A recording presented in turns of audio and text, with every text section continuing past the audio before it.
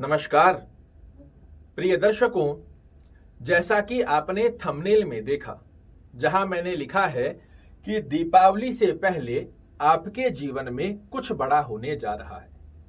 ऐसे में यदि आप कर्क राशि के जातक हैं तो बोर्ड पर आपको एक कुंडली दिखाई दे रही है और इस कुंडली में 4 ग्रह स्थित हैं। कौन कौन से? देवगुरु बृहस्पति, राहु, केतु और शनि महाराज। ये वो 4 ग्रह हैं जो आपके जीवन में होने वाली अच्छी गतिविधियां और बुरी गतिविधियों के अंदर 80% की होल्डिंग आपके जीवन में करते हैं। बाकी बचे ग्रह छोटे छोटी अवधि के लिए आते हैं। कुछ ग्रह अच्छा कर जाते हैं, कुछ ग्रह बुरा कर जाते हैं, किंतु लंबे समय तक बहुत अच्छा या लंबे समय तक बहुत बुरी गतिविधि का अगर योग किसी व्यक्ति को देखने को मिलता है तो उसकी 80% की गतिविधि इन 4 ग्रहों के हाथ में होती है।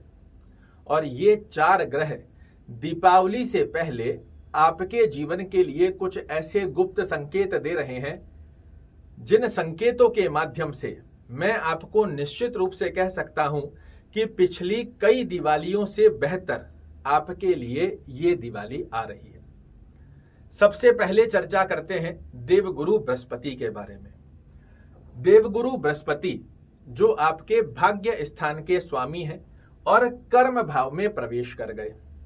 पिछले लंबे समय से आप सुनते आ रहे हैं कि देवगुरु बृहस्पति कर्म में जाकर आपको बड़े अच्छे रिजल्ट देंगे क्योंकि आपके तो भाग्य स्थान के स्वामी होते हैं, किंतु राहु के साथ होने के चलते यह आपको अच्छे रिजल्ट दे ही नहीं पा रहे। ऐसी स्थिति में जब ये 30 अक्टूबर को राहु से मुक्त होंगे तो बेहद सुंदर गतिविधि का योग यहां पर देवगुरु बृहस्पति आपके लिए निर्मित करने वाले हैं। ये चाह रहे हैं कि आपको श्रेष्ठ उन्नति प्राप्त हो और उन स्थितियों को 99 तक पहुंचा भी रहे हैं, किंतु लास्ट में जाकर राहु महाराज इस स्थिति से वापस लाकर आपको शून्य पर खड़ा कर दे रहा है। किंतु 30 अक्टूबर को जैसे ही राहु यहां से हटेगा, आपके लिए बेहद सुंदर गतिविधि विशेष रूप से कर्म क्षेत्र में अच्छे लाभ देती हुई पाई जाएगी। कर्क राशि वाले जातकों के ऊपर भले शनि की ढैया चल रही है, किंतु देवगुरु बृहस्पति आपकी कुंडली का वो शक्तिशाली ग्रह है, जब शुद्धिकरण के अंदर लाभ देता है तो दोनों हाथों से छप्पड़ फाड़कर व्यक्ति को श्रेष्ठ सफलता का योग प्राप्त होता है। 30 अक्टूबर को जैसे ही ये शुद्ध होंगे, कर्म क्षेत्र की स्थिति को बेहद सुंदर बना देंगे।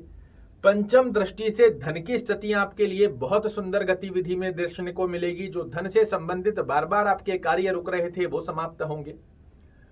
कुटुंब परिवार में जो अपयश की स्थिति राहु महाराज ने लंबे समय से बना रखी थी उसमें यशमान प्रतिष्ठा दिलाएंगे, क्योंकि ये यशमान प्रतिष्ठा के कारक ग्रह भी होते हैं।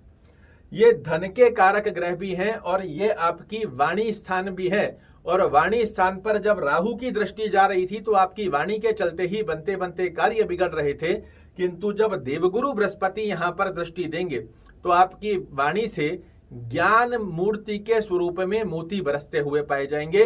बिगड़े से बिगड़े कार्यों को भी आप अपने पक्ष में अपनी वाणी की दक्षता से लेकर आ जाएंगे। यहां से राहु महाराज ने जो आपके भौतिक सुखों को छीना है, इनको पुनः से देवगुरु बृहस्पति वो शक्ति रखते हैं आपकी कुंडली में, जहां जितने राहु ने भौतिक सुखों को आपके छीना है उन भौतिक सुखों की स्थिति का योग पुनः से आपके जीवन में प्रवेश करवा दे।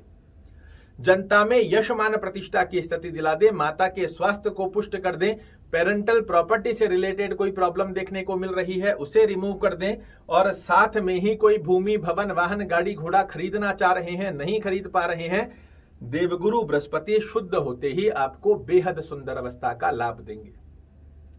वहीं नवम दृष्टि से आपको जॉब में चल रहा स्ट्रेस रिमूव करेंगे, प्रमोशन की स्थिति बनाएंगे। कोई कोर्ट कचहरी मुकदमा चल रहा है, इसमें विजेता का पद प्रदान कर देंगे।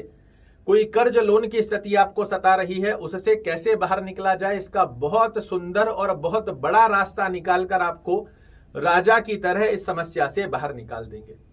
स्वास्थ्य दृष्टिकोण की स्थिति में यदि आपको समस्या देखने को मिल रही है उसे आपके लिए रिमूव कर रहे हैं। दूसरी स्थिति में शनि महाराज 4 नवंबर को वक्री से मार्गी हो रहे हैं, और यह स्थान क्या है? तो यह स्थान है मानसिक तनाव का, यह स्थान है टेंशन डिप्रेशन का, यह स्थान है कार्यों में रुकावटों का, किंतु वहीं दूसरी तरफ ये स्थान है हायर एजुकेशन का, ये स्थान है गूढ़ रहस्यों को जानने का, ये स्थान है अकस्मात धन लाभ का। और इस स्थिति के चलते शनि महाराज 30 वर्ष पश्चात अपने घर में आए हैं और अष्टम भाव का स्थिति यदि आपने अच्छे से समझ लिया तो इससे शुद्ध स्थान किसी और अवस्था के अंदर आप नहीं मानेंगे, क्योंकि सडन ऑफ बेनिफिट्स, किसी के लिए बड़ी लॉटरी लग गई, किसी के लिए एकदम से ऐसी गतिविधि बनकर आ गई कि रंक राजा बन गया। इन स्थितियों में यह स्थान बहुत महत्वपूर्णता दर्शाता है। और जब शनि महाराज स्वराशिष्ट स्थिति के अंदर हुए, और यदि ध्यान से सुनिएगा, आप कर्क लग्न कर्क राशि के जातक हैं, शनि महाराज स्वराशिष्ट हो गए हैं, वक्री से मार्गी 4 नवंबर को हो जाएंगे। और उस स्थिति में यदि आपकी कुंडली में चंद्रमा एक अच्छे भाव में बना हुआ है, ये शनि महाराज आपके लिए वो ज्ञान दर्शा कर जाएंगे, वो आकस्मिक लाभ के द्वार खोल कर जाएंगे, वो गूढ़ रहस्यों को आपको समझा कर जाएंगे जो व्यक्ति को 24 कैरेट सोना बना देता है। और ये गतिविधि आपके लिए निर्मित होने जा रही है इस दीपावली से पहले, अर्थात 4 नवंबर को। तीसरी स्थिति जिसे मैं आपके लिए बहुत अच्छा कहूंगा, वह स्थिति है राहु और केतु का आपके 2 केंद्रों से हटना। पूरा वीडियो देखिएगा, मैं आपको राहु की स्थिति जो आगामी समय में होने वाली है उससे भी अवगत कराने जा रहा हूं। किंतु ये जो 2 स्थान हैं, ये क्या है? ये आपका कर्म है, और ये क्या है? ये भौतिक सुख। व्यक्ति कर्म क्यों करता है? हर व्यक्ति के मन में एक आशा रहती है, चाहे वो योगी हो, चाहे रोगी हो, चाहे भोगी हो। हर व्यक्ति के जीवन में एक मनोकामना होती है कि मैं जीवन में समस्त प्रकार के भौतिक सुखों को प्राप्त करूं, मैं अच्छा खाऊं, अच्छा रहूं, अच्छा पहनूं और अपने परिवार को भी खुशहाल अवस्था बना कर दूं। और इसीलिए व्यक्ति कर्म भी करता है। सुबह आप सभी लोग निकल जाते हैं, रात को भागा दौड़ी कर कर आते हैं, फिर रात्रि में सही से सो भी नहीं पाते कि दूसरे दिन फिर चल देते हैं। किस लिए? भौतिक सुखों को अर्जित करने के लिए। और उन भौतिक सुखों की स्थिति और कर्म क्षेत्र के ऊपर राहु महाराज पिछले 18 महीनों से आपके बेड़ियां लगाकर बैठे हैं। आप भौतिक सुखों का आनंद परिपूर्णता से ले ही नहीं पा रहे। तो जैसे ही राहु महाराज मीन राशि में और केतु कन्या राशि में प्रवेश करेगा, आपके लिए बेहद सुंदर गतिविधि में कर्म क्षेत्र में भी लाभ मिलेगा और भौतिक सुखों में भी। अब ये सब स्थितियां हुई बहुत अच्छी, जिनका आपके जीवन में सकारात्मक बदलाव होने जा रहा है। अब थोड़ा नकारात्मक भी जान लीजिए। जब राहु मीन राशि में आएंगे और केतु कन्या राशि अर्थात आपके पराक्रम भाव में जाएंगे, ये इस स्थान पर क्या करते हैं? तो ये पिता से अंडरस्टैंडिंग रिलेटेड इशू क्रिएट कर सकते हैं, ये आपके पिता के स्वास्थ्य को प्रभावित कर सकते हैं, ये आपके लिए थोड़ी थोड़ी गतिविधियों के अंदर भाग्य का साथ नहीं निकल कर आने देंगे। किंतु फिर से देखिएगा, भाग्येश कर्म में गया है। और इसका मतलब क्या होता है? इसका मतलब होता है व्यक्ति अपने कर्म की दक्षता से अपने भाग्य का निर्माण करे।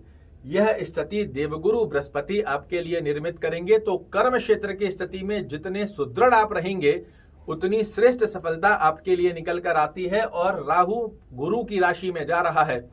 गुरु की स्थिति को जितना मजबूती आप दोगे, राहु यहां आपके लिए क्षण मात्र भी नकारात्मक दृष्टिकोण नहीं क्रिएट कर पाएगा।